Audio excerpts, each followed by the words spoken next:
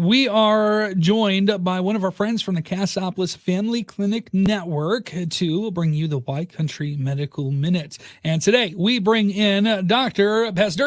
And with that, actually, I'm going to call you Dr. Paz because, again, that's something that pals do, right? We're Yeah, pals. exactly. No, it's perfect. I get Excellent. called that all the time naturally. So Well, Dr. Paz, one of these conversations that we want to have here today is something that maybe you might have to bring up with a pal and say, hey, I know you're within a specific age range. You should go and get looked at for this. We're talking about colorectal cancer and why this is so important for us to have early detection and to have these screenings. So let's start there. What is the importance of this? Why do we need to do this? definitely. So anytime we offer a screening, we're typically trying to detect a specific condition or disease because we have a treatment for it. And often screening is to try to identify it before it becomes a bigger problem. So in this case, colorectal cancer oftentimes starts growing before we would have any idea that it was happening inside of our body. And when we start to have symptoms, which we can get into in a minute, that oftentimes the prognosis or the chances of it disabling us or potentially killing us is much higher. So we want to try to detect it early to prevent problems from being, if it is a problem, being able to treat it as opposed to having something that could take our life.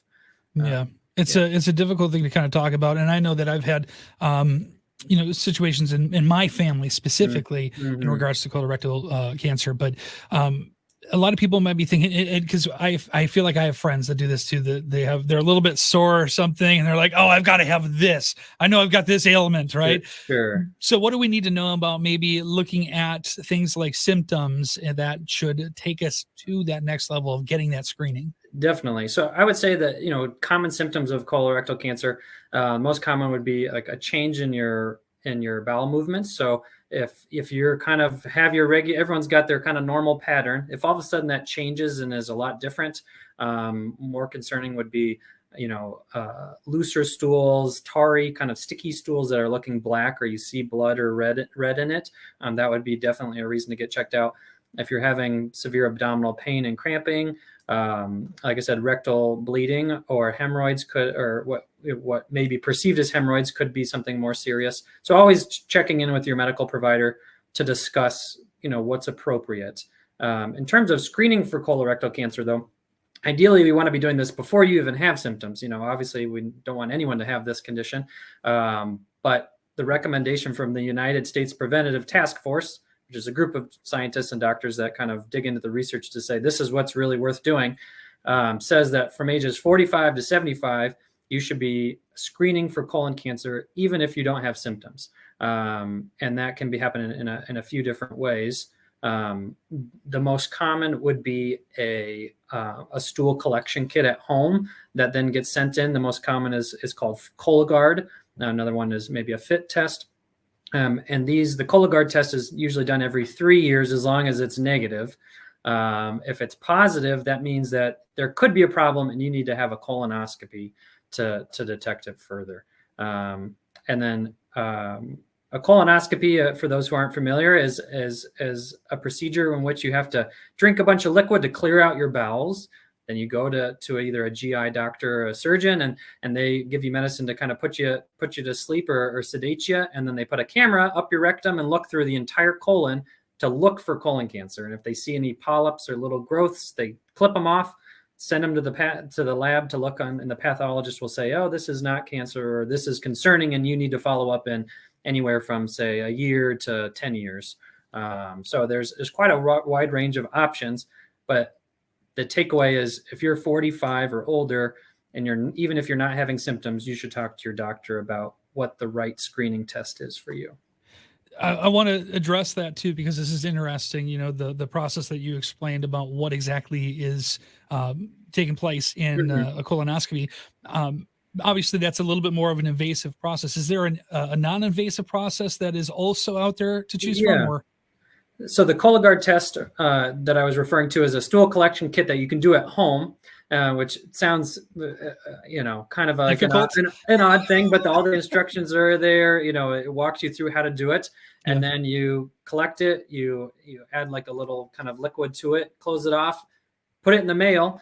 The UPS guy or Loves that. post office doesn't really know probably what they're carrying, Right. and gets sent. They do.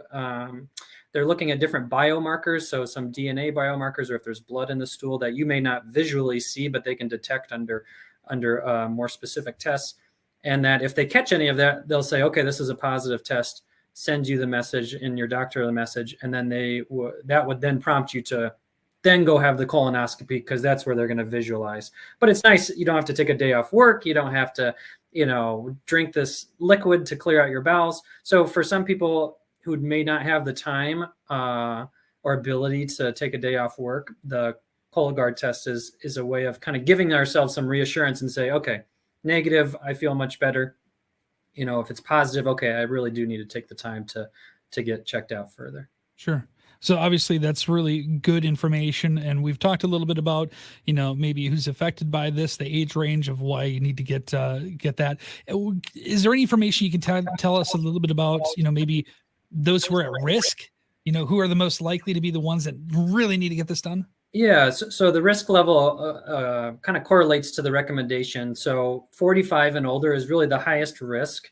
There's some dietary factors. So people who smoke tobacco or drink higher amounts of alcohol, or really any amount of alcohol, could be at slightly higher risk. Tobacco is probably one of the biggest ones.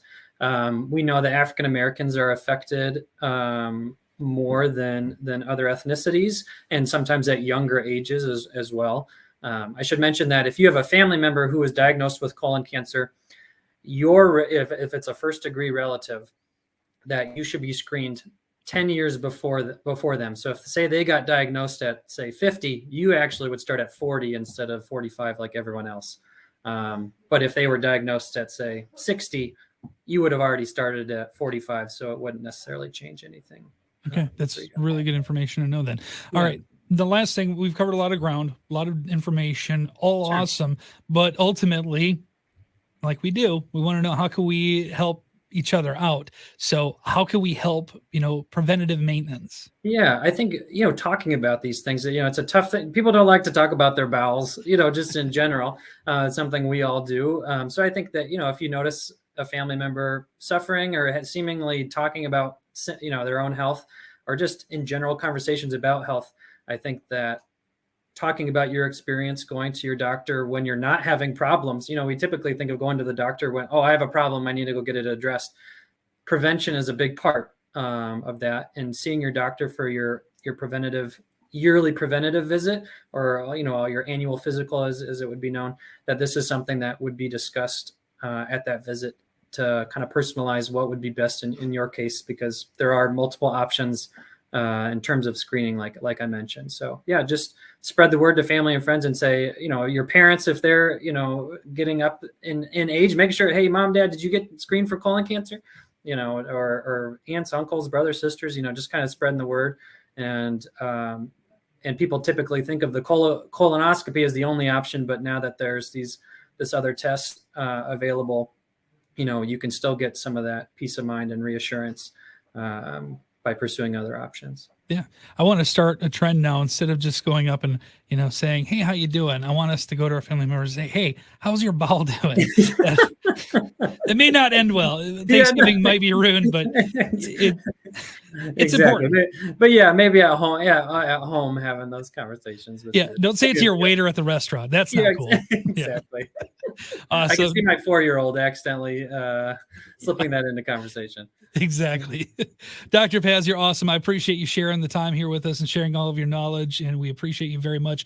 And I want to make sure I give the plug here. If you want to set up an appointment or talk, you guys have a great website at cassfamilyclinic.org, and a great resource. Can we request you as our doctor? Is that possible? Yes. Yep. I have a little less availability because I do some admin stuff, but any of our providers are wonderful, and will be able to get you the care that you need and deserve. So Awesome. All right. Thank you Well, so much Dr. for Paz, having me. yeah, appreciate you as well. And again, that's your Y Country Medical Minute with the Cassopolis Family Clinic Network.